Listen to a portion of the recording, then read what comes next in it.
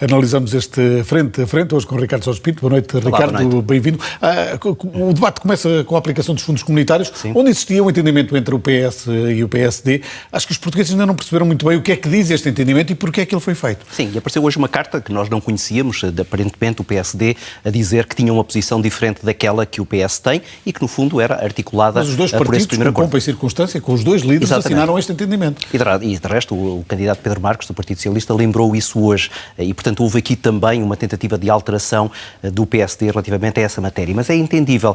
E é entendível à luz daquilo que, quanto a mim, é o mais importante relativamente a este debate. É que quer o programa do PSD, quer o programa do PS são muito semelhantes em muitos aspectos. E, portanto, é natural que haja, em termos programáticos, entendimentos.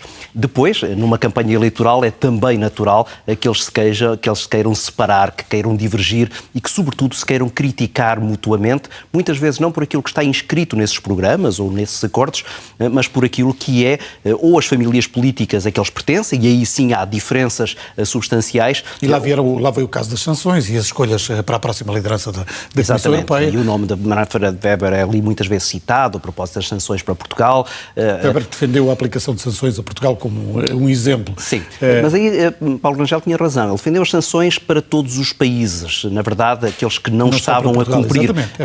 E aí há, de alguma maneira, uma tentativa de aproveitamento do Partido Socialista relativamente àquilo que é o papel de um dos candidatos à Comissão Europeia. E essa é uma questão que tem sido pouco falada. É que, na verdade, os portugueses que agora vão votar, não vão votar apenas nestes cabeças de lista, nem nos restantes elementos das listas, vão votar também, ao dar a vitória a uma ou a outra das famílias políticas, à escolha daquele que será o futuro Presidente da Comissão Europeia. E isso não tem estado presente nas escolhas dos portugueses. Olhamos para estas eleições como umas primárias, sim, das legislativas, acabando por penalizar ou não os governos, não pensando no que pode acontecer depois no cenário europeu. Sim, e isso era muito importante. Muitas vezes se critica a falta de projeto para a União Europeia e grande parte do projeto o essencial está no Conselho Europeu, é verdade, e portanto a presença dos primeiros-ministros naquele que é o órgão que do ponto de vista político tem maior influência está de alguma maneira salvaguardada com aquilo que agora em outubro se vai escolher em Portugal ou que se escolhe nos outros países. Tem um papel muito importante. Tem um papel importante. No que pode acontecer a seguir. E a Comissão Europeia também está a tê-lo, sobretudo quando ganha essa legitimidade que agora advém deste voto direto para o Parlamento Europeu. E por isso essas questões deviam ser mais debatidas. Esses próprios candidatos, os Spitzenkandidat, que agora são, no fundo, os cabeças de lista de cada família política europeia, eles deviam vir a cada um destes países, se calhar, explicar as suas ideias. Eles vão fazer um debate europeu que a RTP também vai transmitir. É verdade, mas eu acho que devia haver um maior envolvimento e uma maior proximidade. Eu sei que é difícil, porque a Europa é um continente enorme, estar a percorrer cada um desses países, quando eles também são candidatos nos seus próprios países, é difícil. Mas eu acho que essa presença e, sobretudo, essa clarificação por parte dos candidatos de cada uma das famílias políticas era muito importante. Mesmo quando, e acontece, por exemplo, à esquerda, há partidos que, sendo diferentes, pertencem à mesma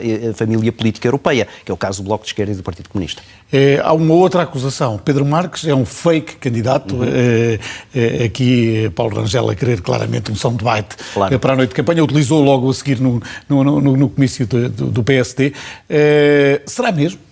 Pois, é uma boa questão. Eu acho que Paulo Rangel não contava com um adversário tão bem preparado para este debate. Pedro Marques não tem estado bem nos debates televisivos e este, quanto a mim, foi, e eu vi hoje todos, em que ele esteve melhor. E eu acho que Paulo Rangel foi de alguma maneira apanhado de surpresa com essa boa performance do candidato socialista. Então outros assuntos mais pequenos. Um aspecto que na verdade é uma debilidade de Pedro Marques. Ele de resto não clarificou isso, disse o único convite que eu tenho é para o Parlamento Europeu. Mas nós sabemos... O próprio Primeiro-Ministro deixou isso, plantou essa semente e é suficiente para ela agora vir provavelmente, e a campanha eleitoral ainda agora vai começar a ser um dos temas que, quanto a mim, vai criar algum embaraço a Pedro Marques, porque a verdade é que ele não pode dizer que não quer esse lugar de comissário europeu.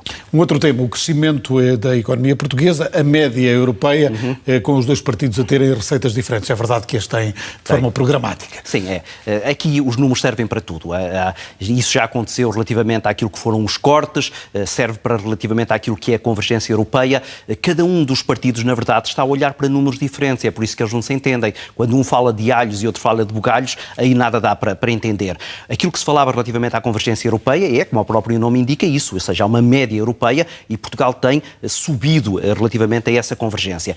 Paulo Rangel também tem razão, é que Portugal está a ficar para trás relativamente a outros países que, na verdade, estão a crescer mais do que Portugal. Agora, Quanto a mim, aí o candidato do Partido Socialista esteve melhor, porque, no fundo, o que Paulo Rangel tentou fazer foi substituir um objetivo por outro objetivo, e isso, de alguma maneira, é uma batota. Relativamente aos cortes, é a questão nominal ou a questão percentual? Isto é, há, na verdade, um crescimento relativamente aos fundos comunitários, mas é preciso terem atenção que isso já está a contar com a inflação. Repara, este valor que Pedro Marques apontava é um valor para os próximos 7 anos. Ora, ao longo dos próximos 7 anos, a inflação vai comer uma parte daquilo que são os tais 1.000 milhões de euros a mais. Mas a verdade é que Pedro Marques disse-o bem, há mais 1.000 milhões. Mas também Paulo Rangel tem razão. Houve um corte de 7% que outros países, por exemplo a Espanha, não teve.